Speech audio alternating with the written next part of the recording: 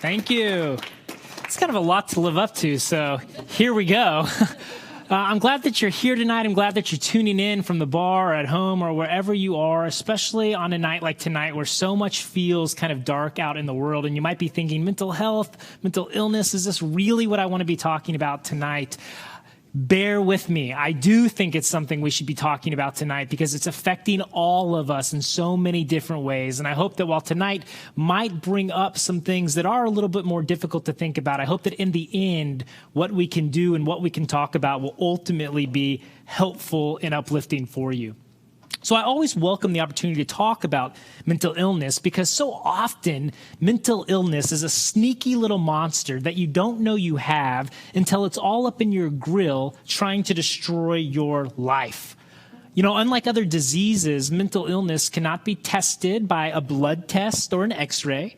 The only way that it's diagnosed is by the observation of symptoms, which is all the more reason to check in with a medical professional as soon as you sense a pattern in your life that seems abnormal or distressing to you. When I was really struggling with my own mental health about 2 years ago, had I been more honest with myself about what was happening, then I would have been honest with my therapist, who would have then been in a much better place to help me. Honesty. It is the only way through the mess. You cannot go above it. You cannot go around it. You cannot go underneath it. You can only go through it. Pretending you aren't depressed is a fabulous way to make sure you're still depressed tomorrow. Now, you think this would be easy to recognize, but it's not, which is why forums just like this are incredibly helpful and absolutely necessary. We know now that we are experiencing a mental health crisis in this country. Nearly half of Americans report the coronavirus crisis is harming their mental health. A federal emergency hotline for people in emotional distress registered a more than 1,000% increase in April compared with this time last year. Think about that. 1,000% increase. Online therapy company Talkspace reported a 65% jump in clients since mid-February. I mean, given the events of the past few days, where do you think that number is right now? People are afraid. People are hurting, but surprisingly few people are actually talking about it. I mean, I've yet to see a White House briefing on mental health. Of the trillions of dollars Congress has passed in emergency coronavirus funding, only a tiny portion is allocated for mental health. Now, that's a serious problem because we're going to need a serious plan. And yet, if you look around, there are very few people who are even trying to cobble together some kind of plan to move forward. Now, I don't actually have a plan, but what I do know is that not talking about it is not going to help. Now, neither, however, is over-spiritualizing the situation, something that a lot of Christians are really prone to do. Praying that your anxiety goes away, something that I do on a daily basis, is not in and of itself a sufficient strategy for healing. In fact, if praying is all you ever do for your mental health struggles, I can almost guarantee you won't get better. In fact, you'll probably get worse. Now, please don't understand me on this. I'm not saying God doesn't work miracles. He absolutely does. We serve a God who makes the blind to see and the lame to walk. What I'm saying is that when my doctor tells me there's an infection in my body that needs to be treated with antidepressants, I fill that prescription and I pray to the good Lord Jesus the entire time. Now, this can be tough for Christians. I personally put off seeing a therapist for 10 years before I finally broke down and admitted that I needed therapy. I was convinced that if I could read my Bible hard enough, if I could pray for long enough, if I could serve other people sincerely enough, then the anxiety would go away. I tell you that to say that I am not Moses speaking from the mountaintop, but rather an Israelite from the valley below. I may be a mental health professional, but first and foremost, I am a co-sufferer who knows how painful and how difficult struggles with mental health can be. So tonight, if you're suffering from any kind of anguish, what I want you to know is that you and I hold this pain in common. You're not alone, even though you might genuinely feel like you are. You also might genuinely feel like nobody has ever felt as bad as you do in this moment. Please believe me when I tell you that these are some of depression's favorite lies to tell. Lies that, if believed, will do nothing but make your path to healing more difficult to navigate. A few months ago, I was feeling really depressed, and it was the third Monday of the month, which is the night that I attend a terrific support group for lawyers who suffer from depression. I used to be a lawyer, which is probably part of my own personal problem. But because depression is really good at its job, I almost didn't go to this meeting. All I wanted to do was lie down in bed and pretend that not fighting back would make me feel better. See how smart depression is? If we'll let it, it'll convince you to do the exact opposite of what's best for you. So I said to my wife, Caroline, that night, I said, I don't think I'm going to go to the meeting tonight. Why not? She asked. I don't feel like it. Okay, she said. Well, why don't we have dinner and maybe you can go a little late? Okay, I said, feeling immediate relief at the prospect of not feeling better that evening. I'm telling you, depression is wicked smart. So we ate our dinner. When we finished, Caroline said, how are you feeling now? You gonna go? Nah, I said, I just want to stay home with you and the boys. You've been home a lot lately, she said. Don't not go because of us. We're fine, really. I knew she was right. Depression might be smart, but my wife is smarter. Caroline knew I didn't have any reason for not going other than me not wanting to go, which isn't actually a reason at all, but depression masquerading as an excuse. Yeah, I said, but I'm going to be gone tomorrow, so I really had better stay home tonight. Well, you do whatever's best for you, but tonight's an easy night. She glanced over at our two boys, Ford and Charles, ages 7 and 5, who were finishing up their dinners. She said, Charles already had his bath, and Ford will shower on his own, so it's easy, breezy, lemon squeezy, Ford said, finishing her sentence. Charles laughed at his older brother, and I gave in because children are magic like that. When I got to the parking lot where the meeting was being held, I stayed in my car for another 15 minutes. At this point, I was really late. I should mention that when I'm feeling well, I am obnoxiously punctual because I believe that respecting other people's time is important.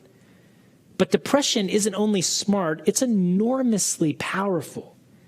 It can take your deeply held values and throw them out the window, literally making you do things that you would never otherwise do. It can also prevent you from doing the things that you absolutely adore. Now, finally, I pulled out my phone in an effort to externalize my feelings because there's overwhelming evidence that suggests that writing down how we feel is curative for depression. So I decided to give it a shot. This is what I put into my phone. And I quote, "Depression takes many forms. Here's how it looked for me today. All day I felt like a failure. An unending loop played in my head telling me that I have failed everyone in my life who loves me. My thoughts primarily focused on my wife and children who deserve a father who isn't a failure. They deserve a father who is loving, financially successful, upbeat, and well-liked by others. But what they have instead is me, a person who is none of these things. I am a failure. This is what my depression tells me, and this is how I feel. Facts and reality mean nothing. I think that none of this is actually true, and yet knowing this does absolutely nothing to make me feel differently. The only truth that matters is the one that lives inside my head. My feelings of failure also made it damn near impossible to think clearly today. I struggled mightily to write only a few words that are probably terrible and will be of no use to anyone. On top of all of this is a pervasive boredom that has replaced my interest in topics I know I love. I went for a jog today, a near miracle, and listened to a book on my phone that has mesmerized me for weeks. But today I had to force myself to keep listening. I know intellectually that I'm interested in what the writer is saying. I can also appreciate the fact that the book is well written. I also know that I want to know what will happen next in the story, and yet I don't care. And I feel as though I will never care about anything else as long as I live. This is depression, and it is hard. On that happy note, I went into the meeting. And in that meeting, nothing extraordinarily happened. A few people shared their stories. I saw some of my friends. But when the meeting was over, I felt better. Now, what had changed? I was reminded of what is perhaps the most important truth to hold on to during any struggle with mental health. Are you ready for it? I'm not alone. You are not alone. There are so many of us who battle our mental health, not because we're failures or worthless like our brains tell us we are. It's simply that we suffer either as a result of a chemical imbalance in the brain or a trauma suffered in childhood or any number of psychological or environmental factors that influence our mental health. Some of us battle mental illness like others of us battle our cholesterol. It's nothing to be ashamed of. It's a simple fact of life. Now, what's not simple is that mental illness goes by many names and is known in many ways. Some of us struggle to get out of bed in the morning. Others of us stay away from our beds for days on end. Some of us overeat, while others of us have no appetite at all. Some of us call these conditions depression, while others are more familiar with names like anxiety or mania.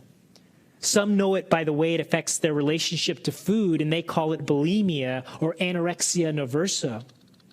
For others, it comes by way of alcohol or a doctor's prescription, and we call it substance use disorder. The suffering shapeshifts and manifests itself in our lives in so many different ways that the professionals out there can barely keep pace. The current diagnostic statistical manual, the manual that guides mental health professionals in making diagnosis, is now in its 5th incarnation since its first publication in 1952. Now, the newest edition contains 265 different diagnoses. The very first edition contained roughly 24. Now, if that fact isn't daunting enough, consider this. The 265 different diagnoses do not discriminate. They do not care what kind of job you have or whether you have a job at all. They pay no mind to the last name of your family or the prestige of your alma mater. They fear no amount of talent, money, or plastic surgery, nor do they pass out exemption cards for religious affiliation, ethnic background, or hours spent serving your community. Mental illness can and does affect every single kind of person on earth. Now, that is daunting. But there is another way to look at this that I, as one who suffer, find really, really encouraging. The DSM didn't explode in size because psychiatrists were bored and had nothing else to do. It grew because people who were suffering had doctors who cared enough about them to try and cobble together a common language. Now, that tells me at least 2 things I find hopeful. First, smart people have been and continue to work on issues that affect me.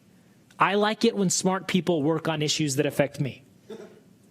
Second, it's another data point to contradict the lie that my brain just loves to tell me. I'm not alone.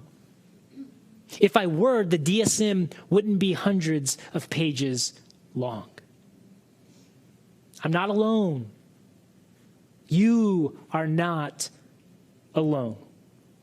Now, we need to scream this from the mountaintops, because if we don't, mental illness will scream at us that no other person on the planet is as worthless as we are, and no other person on the planet has ever felt as bad as we are.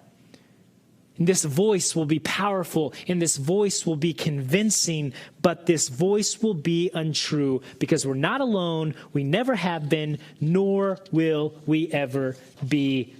But to know this truth, you'll have to choose to accept it for yourself. My telling you it tonight won't do much good for you unless you believe it for yourself. There's no other way. Remember, you got to go through it. At the height of my own depression, my mother made me look her in the eye while she promised me it would get better. She said, "You will not always feel as bad as you do today. Things will change. You will feel better. Tomorrow can be very different than today."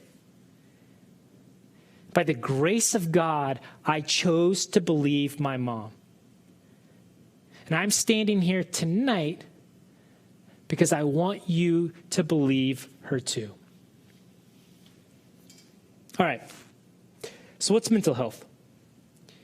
So mental health and mental illness are two terms that get used interchangeably, which I find both confusing and helpful. It's confusing because actually drawing a hard line between mental health and mental illness is somewhat illusory, because all of health is really on some kind of a continuum. I mean, after all, who can claim to be fully healthy in mind or body? Isn't the balance of health always in flux? I mean, mine sure is. It just depends on what day it is.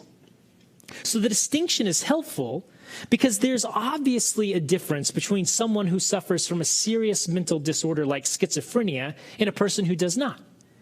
A person with schizophrenia might honestly believe that agents from the CIA are out to get them. Now, a person that doesn't have schizophrenia can't even imagine what it would be like to have that kind of concern. So consequently, deciphering off mental health from mental illness can be helpful. But we can allow for some overlap in the conversation. But let's look a little more closely at how we define mental health first, and then we'll look at how we define mental illness. The American Psychiatric Association says this. Here's a definition. Mental health is the way your thoughts, feelings, and behaviors affect your life. Good mental health leads to positive self-image, and in turn, satisfying relationships with friends and others.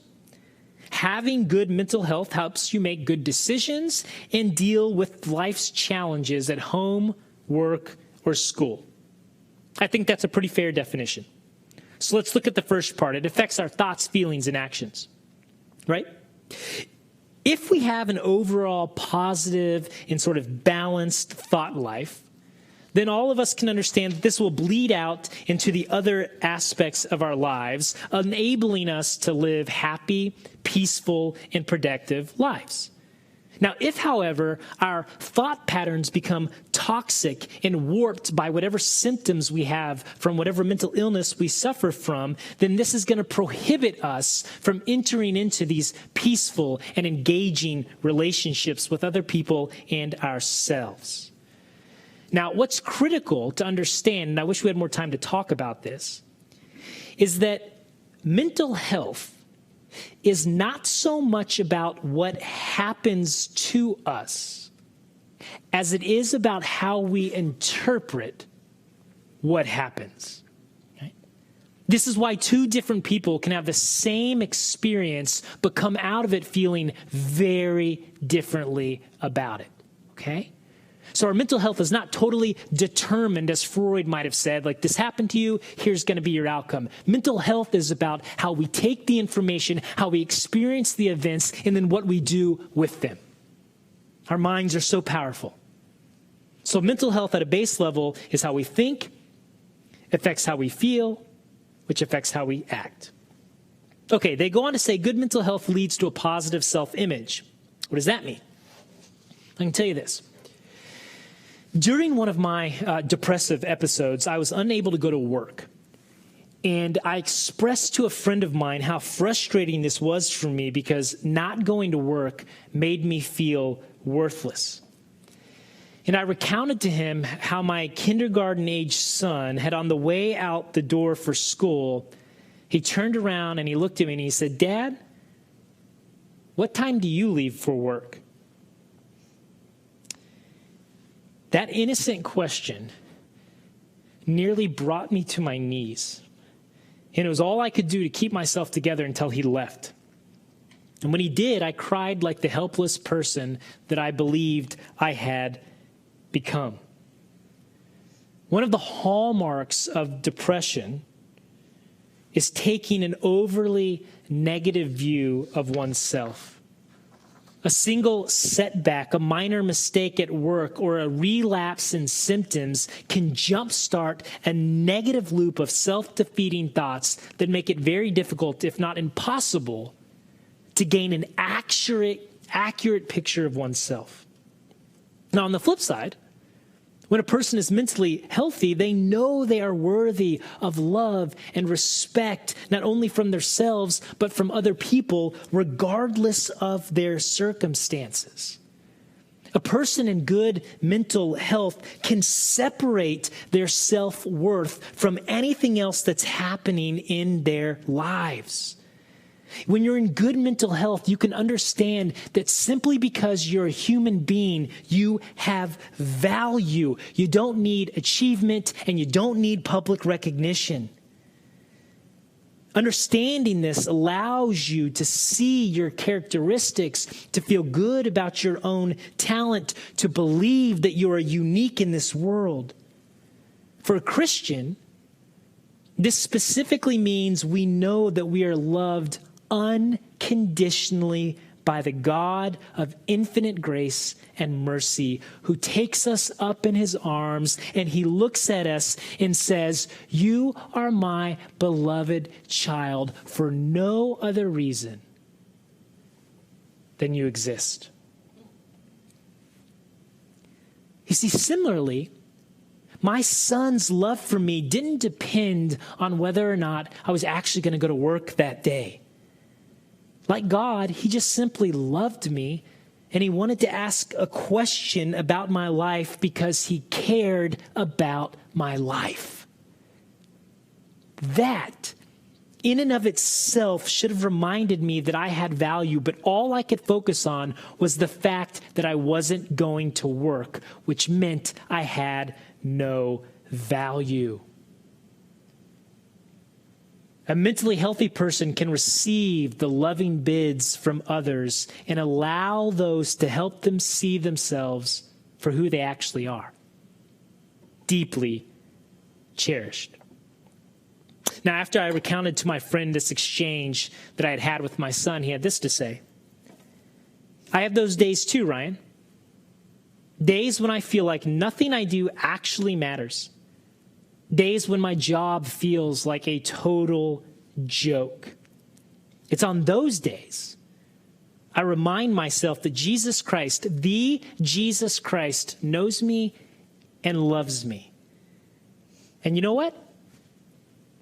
That's enough. It's honestly enough for me." See, I think good mental health allows it to be enough because it leads to a positive self-image, because we understand that God loves us regardless. So the APA also says that good mental health leads to satisfying relationships. We all understand that we're designed for relationship, which is why part of this pandemic and this isolation has been so difficult. We've been cut off from one another, right? Life is so much more meaningful when we're deeply connected to other people. But so often what mental illness does is it makes us retract from those relationships and we isolate from those relationships, which cuts us off again to the very thing that can make us well. Remember, depression is smart and it hijacks the brain and it'll help you do the things that are exact opposite of what'll help you. quickly, good mental health also allows you to make good decisions. And just to put this really basically, is that we all know that the last part of our brain to be developed, the prefrontal cortex, right? This is where we do our executive functionings, where we make our good decisions.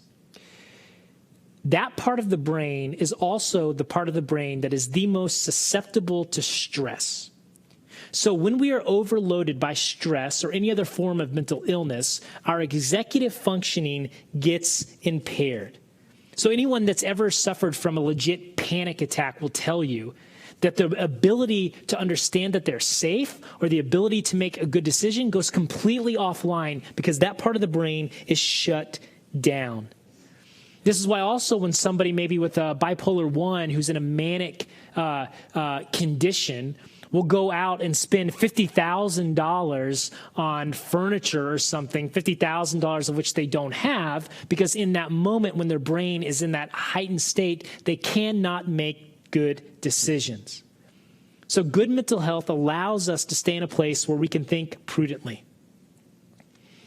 So the APA also says that good mental health allows us to deal with our challenges at home, work, or school. What this basically means is that people who are in good mental health are resilient. Now, here's the thing about resilience. Whenever I hear that word, I often think about like extraordinary people, right? I think about like people like Tom Brady, right? Winning Super Bowls like in their 40s. I think about people on television that I'll never be like, right? That they somehow just have this special trait. That's wrong. What we know from the science is that resilience is a character trait that almost every human being has access to. I mean, think about what we're doing tonight. We're in this really weird world where we can't even put on live events like we've always done and taken for granted. So what do? We figure it out. We come up with crazy ways. We use technology. We think outside the box. We're resilient, so we make things happen. I mean, look at how the majority of people respond to really bad global events. Even like events like we're experiencing right now. By and large, the vast majority of people come together and we find solutions. We get knocked down, but we get back up. That's a sign of good mental health. What's troubling and difficult is when our mental health suffers, so does our resilience. And so little things feel huge. We mess up once, we'll mess up forever. 9/11 happened once, it's definitely going to happen tomorrow and the day after that and the day after that. The pandemic's never going to end. The violence is never going to end. It takes over and it ruins our ability to be resilient. So regardless of how you sort of define mental health, the main thing to know there is that it really, really matters, is what I want you to take away from that. And let me say this from a Christian perspective. Mental health is critical to our spiritual health because as Christians, we see ourselves not simply as bodies, but bodies with souls. We are embodied souls, so to speak. You know, God created us to be this mysterious commingling of body, soul, and spirit. This means that our mental health, our physical health, and our spiritual health are not three distinct aspects of our identity, but rather three different expressions of our single identity. In the same way that every Christian is a member of the single body of Christ, our three expressions of health are tied to the singular body we call our own. Consequently, the health of one inevitably affects the health of the others and vice versa. That being the case, our mental health must be seen as an integral part of what it means to be fully human and take this great journey back to God that we're all on. Okay, so that's a brief snapshot of mental health. Let's look at what mental illness is quickly. About 10 more minutes here, and then we'll go to some Q&A, but I want to make sure we get this. Okay. If that's mental health, how do we define mental illness? Well, evolutionary psychiatrist Randall M. Neese recounts an exchange he had with a doctor when he was interviewing for medical school back in 1969. When asked what kind of physician he hoped to become, Neese replied that he wanted to train as a psychiatrist. Upon hearing this, the interviewing doctor asked, "Why would you want to do that?" They're going to find the brain causes for mental disorders soon, and it will all become neurology. Well, it's 2020, and that ain't happened. To date, as I mentioned earlier, there's no way to diagnose mental illnesses in the same way we do with other diseases. There's no blood test for depression. There's no genetic screening for anxiety. So how is it that we should define mental illness? Is it a disease or is it a disorder of the brain? And if so, what is the difference between a disease and a disorder anyway? Does disease refer to something biological and disorder to something psychological, or is it the other way around? To make matters more complicated, you can bring this question up with various psychologists and mental health professionals, and you'll hear a plethora of different answers. It would be lovely if there was a simple and standard explanation for mental illness, but there isn't one. Now, any person who tells you that there is either ignorant or they are lying to you, right? Now, currently, the medical model, the one that governs our system of managed care, defines mental disorders as brain diseases, which is in some cases verifiably true. But is that the totality of the definition? Not even close. Even those who subscribe to the medical model of mental illness acknowledge that it can rarely be boiled down to one cause. In most cases, it comes from a confluence of factors that involve our biology, our psychology, and our environment. This is why the DSM-5 defines mental illness as a syndrome characterized by clinically significant disturbance in an individual's cognition, emotional regulation, or behavior that reflects a dysfunction in the psychological, biological, or developmental processes underlying mental functioning. So the reality that defining mental disorders as brain disease has just been underwhelming because it's too reductionistic in nature. I mean, think about this. Some mental illnesses are simply a result of somebody having a really low IQ, right? Now, having a low IQ is certainly a disadvantage in life, but are we really prepared to look at a person with a low IQ and say that person has a disease? Or what about a soldier that comes back from war and they're battling through the symptoms of PTSD? Do we really want to say that's a diseased human being, or do we want to say that's a complicated human being who is trying to make sense of the horrors of war?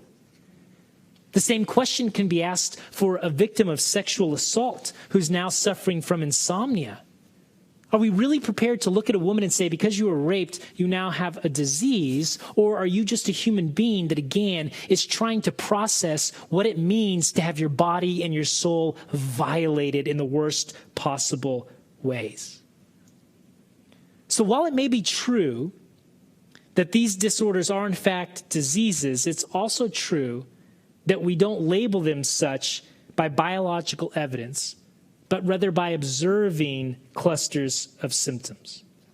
Now, that said, this still isn't an easy thing to do, as Dr. Neese succinctly explains. Doctors who look for hereditary factors in brain disorders recommend drugs. Therapists who blame early experience and mental conflicts recommend psychotherapy. Clinicians who focus on learning suggest behavior therapy. Those who focus on distorted thinking recommend cognitive therapy. Therapists with a religious orientation suggest meditation and prayer. And therapists who believe most problems arise from family dynamics usually recommend, predictably, family therapy. Are you beginning to see the problem? All of this is really complicated. So let me say this. A lot of us have a lot of work to do when it comes to mental illness. I mean, most medical professionals agree that we are less than a generation away from turning the corner on cancer. But when it comes to mental illness, the car is still parked in the garage. In many ways, mental health is the last great medical and spiritual frontier, right? I think it's telling that Thomas Insel, the director of the National Institute of Mental Health, or he was, said this: "Whatever we've been doing for 5 decades, it ain't working. When I look at the numbers, the number of suicides, the number of disabilities, the mortality data, it's abysmal, and it's not getting any better. Maybe we just need to rethink this whole approach. Agreed. Now, what I wish I could say is that the church has picked up the slack, where medicine has dropped the ball, but it hasn't. Right? While it's not the church's job to cure mental illness, I do believe that the church should be a major player in any conversation concerned about the duty to care for people who suffer in their minds. But we haven't done that. In fact, in many cases, the church has been among some of the worst offenders when it comes to attaching stigma to mental illness, often attributing it to a spiritual failing or unconfessed sin or a flimsy faith or just plain old lack of religious devotion, all of which breaks my heart. And all of which I'm sure breaks the heart of Jesus, who explicitly said he came not for those who were doing great in life, but for those who were sick. Jesus embodied the reality that God is always close to the brokenhearted and saves those who are crushed in spirit. But oftentimes when a person talks about having mental illness within the church, it's the church that leaves them the quickest. When people break a leg or they go into the hospital for some kind of surgery, prayer groups gather around them, pastors go to visit them. But what happens when a wife can't get out of bed in the morning to take care of her children? What does it look like when a volunteer has to give up their duties to go dry out in rehab for 28 days? What does it look like when a 16-year-old kid gets diagnosed with schizophrenia? I can tell you what usually happens. I can tell you what I've seen. The church gets really, really quiet. Like college library on a Saturday night kind of quiet. And this silence is not only deafening, it's spiritually crushing, because when the church falls down on the job, it feels like God is falling down on the job at the worst possible time, which is something God is really not supposed to do. Now, I'm almost out of time, so I just want to say a couple more things about why this is important for the church. And then maybe in the Q&A, we can talk a little bit about what I think we can do to help this issue. I've got a three-legged stool approach that I want to talk about, but I want you to hear this. I got 2.5 minutes. Matthew Stanford is a neuroscientist who has studied the relationship between the church and mental illness for decades. And his research has found that local churches in the U.S. dismiss mental illness at alarmingly high levels. In one study, Stanford polled 85 Christians who had been clinically diagnosed by a mental health professional as having a mental disorder. Now, 41.2% of those people reported that someone in their church suggested to them that they didn't really have a mental illness. Now, can you think of any other illness where Christians tell other Christians their doctors don't know what they're talking about? Imagine how foolish it would be if a pastor showed up and tried to tell someone that, I know the doctor says your kid has cancer, but I don't really think he knows what he's talking about. It would never happen. But when it comes to mental illness, it happens a lot. I asked this question on Facebook with a group that I manage called Christians in Mental Health, and I just want to tell you a couple of their responses. I said, has this happened to anybody? And I said this, someone said this, hi, in response to your question, I got told that being on medication will let demons in. I was terrified. I'm still confused and not sure how to feel about it. I was also told that I brought it on myself, which really wounded me. This was from my pastor. Hence, I ended up in a psych ward. That was 3.5 years ago. I'm still trying to recover. Another one said their pastor told them that mental illness is a result of not spending time with God. Someone said, I had postpartum depression after the birth of my children. I saw another woman in my church who was described as being weak for having the same symptoms, so I kept it to myself. I sought help from therapists, but not the church. Periodically, I've suffered from depression and anxiety, and I've never spoken to anyone in my church about it, preferring instead to talk to my doctor. The church does not help with mental health. You'll get lots of sympathy, prayer, and meal trains if you have cancer, but if you're depressed, forget about it. Now look, I don't want to just beat up on the church, because the reality is that mental health suffering is far more invisible than a lot of other kinds of physical suffering. So it's not as easy for the church to deploy its care in the same manner. But here's what I do think, right? Human beings are suffering in mass, and they are dying in mass. And what every expert tells us is that post this pandemic, we are going to see a tsunami of cases of mental health. The church has always taught and always believed that it's Catholic in a lot of different senses, and that it's universal, and one of which is that God has equipped the church to meet the needs of people. We have to get ready, and we have to be okay and brave enough to enter into the healing path of those who suffer with mental illness. This is not something we can ignore. This is not something we can just leave to the mental health professionals. We need them, but people need their communities. They especially need their faith communities. Okay. So if there's anything I can do tonight, it's just to implore us to say, this is a conversation we gotta have. And we're in a moment of crisis, and so it's even that much more important. So I'll leave it there. We'll do some Q&A. And perhaps I can talk a little bit about the three-legged stool approach that I would recommend. But I'm over time, so let that be it. Thanks, Ryan. Appreciate it. Yeah, absolutely. These are great questions, and we did get a lot of them, so we won't get through all of them in 20 minutes. But I mentioned the Facebook page earlier, Christians and Mental Health. You can reach me there, and maybe what we'll even do, you can send me messages. Sometimes it's tough to post, but maybe I'll do like a Facebook Live in the coming days, and I can put that out there, and we can submit them and just keep the conversation going. Because that's really the point of all these sorts of things, is just to get this conversation going and to keep it going, to not let it be a one-off. So let's start here. The question reads, how do you encourage your clients to consider a holistic approach to their mental health when we are still in the dark ages of brain science? It's very true. We are sort of in the dark ages.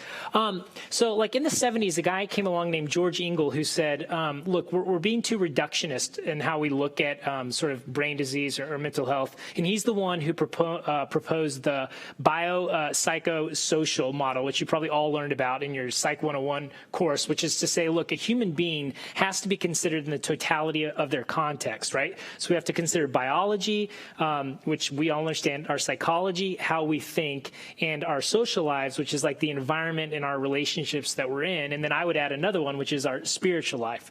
So what I try to do is have people think about themselves in their totality, right? So when someone comes in and they're maybe experiencing depressive symptoms or something of that nature, we should always rule out a biological cause first. You should always go and be checked by a medical doctor just to make sure that you're not experiencing something, right, that's just a simple matter of biology.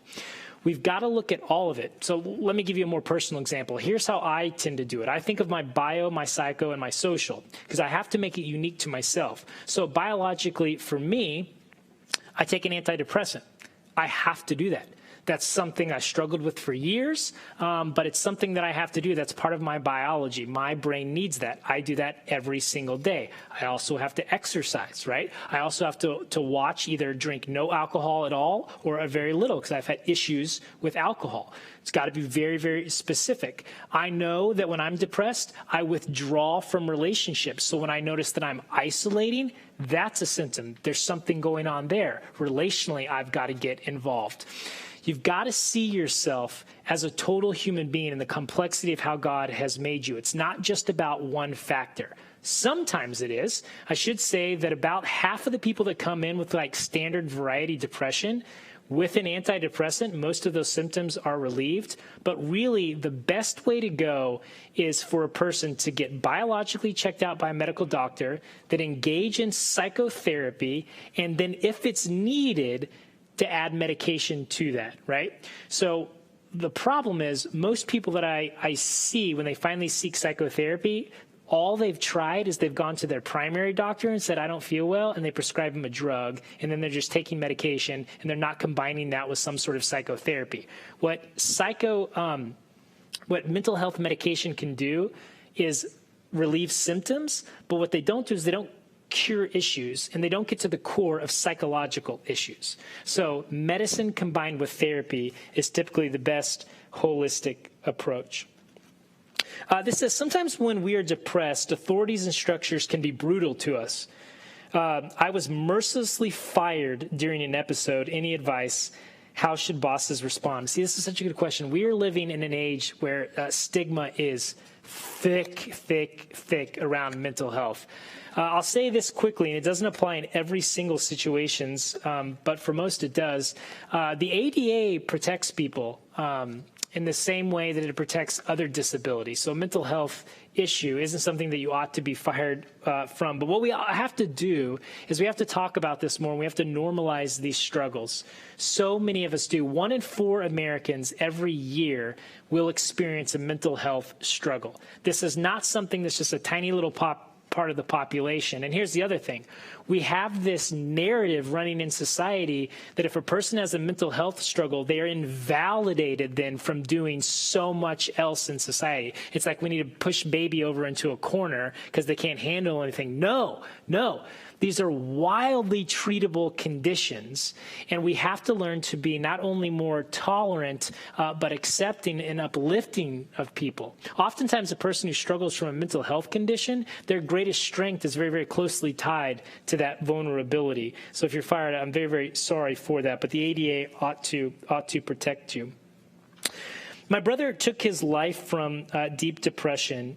Any advice for grieving process? First of all, I love the language here, and this is important. Did you notice that? He didn't say my brother committed suicide. He said my brother took his life from deep depression. And then there's a second question, any advice for grieving process? Nobody commits suicide. Our language matters. And notice this the next time you see a story in the news where it says so-and-so committed suicide. The word commit implies some kind of criminal action, right? No, nobody commits suicide. People die from depression. They die by suicide. The language that we try to use is that there are attempted suicides and there are completed suicides. Now, if you're sitting there thinking, oh, semantics, that's no big deal. You talk to somebody like this person who has lost a loved one to suicide, and you ask them if it matters to them. It matters a great deal. Committed also implies that the action was totally voluntary. No, most often it's not. When a person dies by suicide, many, many times what they're simply trying to do is end the pain. They're not choosing, okay, I want to die. What they're wanting to do is end the pain, and they've tried everything. And at that point, they've arrived at a point where they say, the only thing I know that'll definitively end this pain, so they think, is to take their own life. They die by suicide. It's a small thing, but our language, particularly around all sorts of mental health issues, are so powerful. That's why we don't call people drunks. Those days are over. Unless someone identifies as a drunk or an alcoholic, don't call them that. People have substance use disorders. We've got new research coming out that's showing that when we give people their integrity, if we allow them to maintain their autonomy, their outcomes are so much better. We never say somebody is cancer. We never say that. We say they have cancer. But we say, oh, you're an alcoholic. Ah, you're drunk. You're bipolar. No, you're not. They have bipolar. The language here is powerful. So any advice for the grieving process? I will tell you this, and there are other people who can speak more to this, families that have survived it. I think it's probably the most difficult death to grieve, and here's why. When someone dies from a car accident or they die from another illness that's more understood, we often don't have the lingering questions of what could I have done to prevent it, right? Or even if you have that, it typically doesn't go a step further to, did I cause this in some way, right? No, you didn't. That's the first thing to say to someone who's grieving this, is it's not your fault. The reality is that some people battle mental illness in such an extreme degree that they're going to die from it. That's something, too, that's not often said, but it is a reality. Not everyone survives their fight with cancer. They die. Some people are going to die from mental illness regardless of what we can do. There are some circumstances that can't be prevented.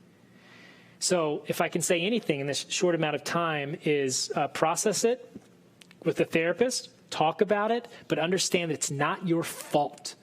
You did not cause the death. Does Christianity make people on average feel better, do better? Statistics? Yeah, what we do know, like all illness, people that are involved in faith communities do tend to do better with their struggles if they're in a safe and open environment in which they can be honest about what they're going through. Statistics show that when somebody has a mental health struggle, the first two people they're going to actually tell about are their primary physician and their clergy. That's a big deal. Not their spouse, not their best friend, not even their therapist, if you notice that, if they've got one. They're going to go to their priest. They're going to tell their doctor. If people are in a community, though, where they feel like they can actually bear their soul, which is what church is supposed to be about, right? We come to offer ourselves to God and to offer ourselves fully and in such a way that we do that with one another and we can know one another intimately. Heck yeah, they're going to do better. And the statistics show it. This one says, when Paul says in Philippians 4, don't be anxious about anything, can we control it? Here's the deal, right? Paul's not talking about clinical anxiety here, I don't think, right? First of all, that wasn't something that was really in his thought universe, right? We all have nervousness or anxiety to a certain degree, right? It's weird if you don't. People who don't feel anxious about anything, we have a name for that. It's called sociopath, right? No, we all got nervous. If I walked up here and felt nothing before I started, that's weird. Clinical, so this verse, this is probably one of the most misused verses in all the Bible when it comes to anxiety. It's like, don't worry about anything, man. God's got it.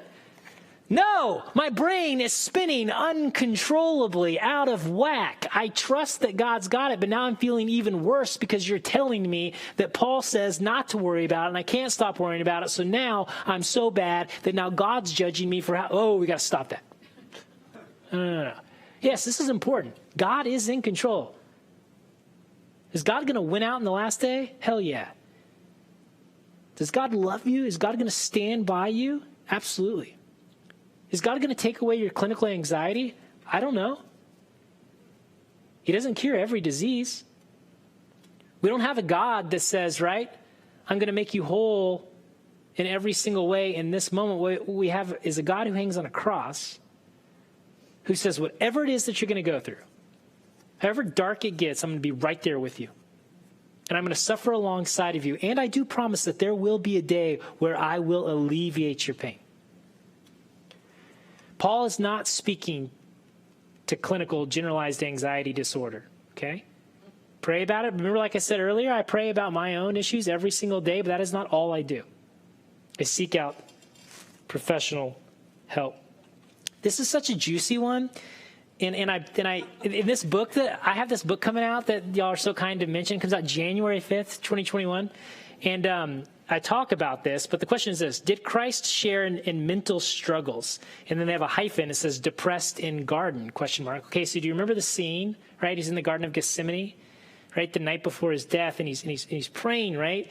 And the text tells us that he's grieved to the point of death.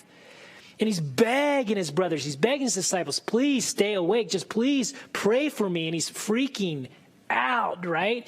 And he's to the point where this man, he's been so focused on the mission, has gotten to the point where he's like, God, seriously, if we can bail on this thing right now, let's do it. Let's do it. Really pause. We love to just skip over that moment really quickly. Like he says that, but he's like, quickly, oh God, I'll do exactly what you say. No, he's flipping out. The way that I've always read that, and I think other people who've had panic attacks, we kind of read between the lines there. We're like, yeah, that sounds like a panic attack to me. Right? It certainly does. He's fully human. Yeah. Did he battle his mental health? Well, we've established that every human being has mental health.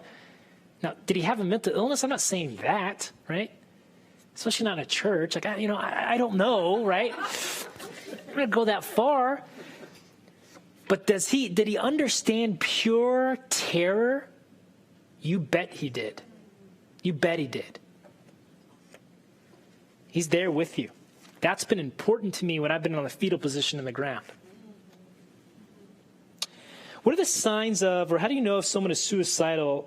What do you do if you think so? Again, I got a book, right, that's going to talk about this. Here's the deal. I can't go through all the signs of someone who's suicidal. The most important thing I could say in this moment is this. If you suspect that somebody you love or care for is suicidal, the thing you should do is ask them. And you should not ask them in a roundabout way like, hey, I noticed you didn't come to the happy hour. You okay? Like, here's what you should do. Hey, John, I noticed that you've maybe not been yourself lately, and you seem like you're down. Yeah, I'm a little down. Things don't feel right. Are you talking to anybody about it? No. There's a lot of good counselors, that you could talk to. I've been to a counselor. You say you have friends been to a counselor, right? Or take it a step further. And this is what I would say. Don't be afraid to ask. John, are you thinking about hurting yourself? Ask the question. You are not going to plant the idea of suicide in their mind by asking the question. That is the same thinking that people have when they say, do not talk to teenagers about sex. Okay, they're teenagers. They're already thinking about sex. Asking them the question is not going to somehow make them race out and have sex with someone, right? By asking the question, what's going to happen in that moment is at the very least that person is going to know that there's at least one person on this planet that cares about their life and they care enough to ask the question. Now, here's where, so if you're not afraid to do that, then people don't do it because they're afraid of what happens next, which is, well, what do I do if they say yes? You don't have to do anything. Here's what you do. You say, there's hotlines for this, right? You should call one of the emergency hotlines, get your phone out, find it. You should call, or you should say, you need to talk to a professional. I'll help you find one. You don't have to give any advice. It's not your job to try and fix that situation. Your job is to ask the question. So if you can get an answer and then just walk them toward healing. Because the resources are there. Don't be afraid to ask. Don't be afraid to ask. Ask. How do you get a person to therapy that won't go because it makes them feel bad or like a loser? You don't. I get this. I've had people on my couch and they're forced to be there by a family member or a loved one. I understand it. I get why you're trying to do it. A person will not get anything out of therapy or any kind of rehab or anything unless they decide that they need to be there and they want to do the work. They can give lip service. They can do whatever. They have to decide. So again, you can keep asking. But oftentimes people force loved ones into rehab, and they're doing it more for their own solace than the person. It's okay, keep bringing it up, but I hate to break it to you, it just doesn't work. As depressing as that is. When did America become so fixated on being normal, and how has this impacted the mental health of those who are not completely normal? I don't know. Good Lord in heaven. I can tell you this, social media doesn't help. And it's not normal that everybody's trying to be. It's badass that everybody's trying to be, right? And just ridiculously whatever. Toss that aside. I think the main thing is when we're constantly comparing ourselves to others, it's impossible to feel good about who we are. It's also really hard to get to your authentic self and to know who you are and to know what you like. Normal, what is normal? We often talk about that in sex therapy. People want to come in and they ask, well, what's normal? There's no normal.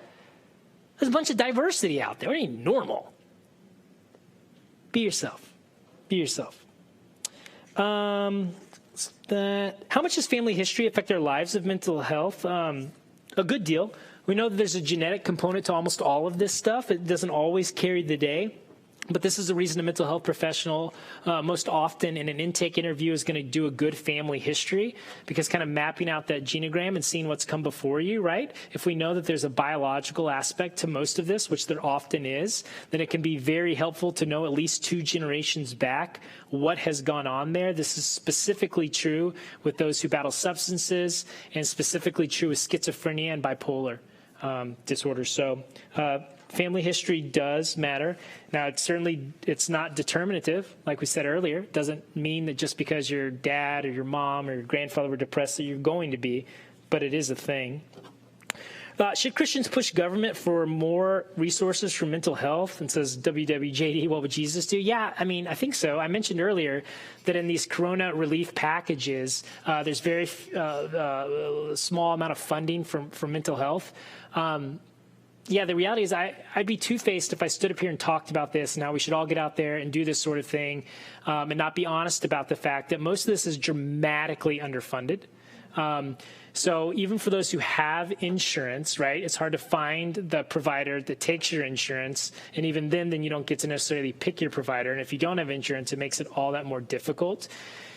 We need massive social change around this issue. I don't have the answer to this. Most therapists I know, even if they're just private pay, they do some pro bono work. But this is a really, really tough one.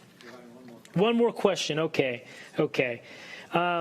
Oh, shoot. There were two. Let me see this. Somebody wanted me to speak on hope and how I integrate truth of Scripture into practice. And so I would just put them both together. The way that I enter truth into practice is that I believe truth is truth is truth. And what we find in the revelation of God to us, mediated through the many ways that it's been done, is this truth that God has not only not left us, but God is continually at work among us. And that God is taking us to a land of milk and honey. And that his project with us as human beings is not over. We are not there yet. We are on a journey. This is why most churches, right, look like a ship. We're headed somewhere.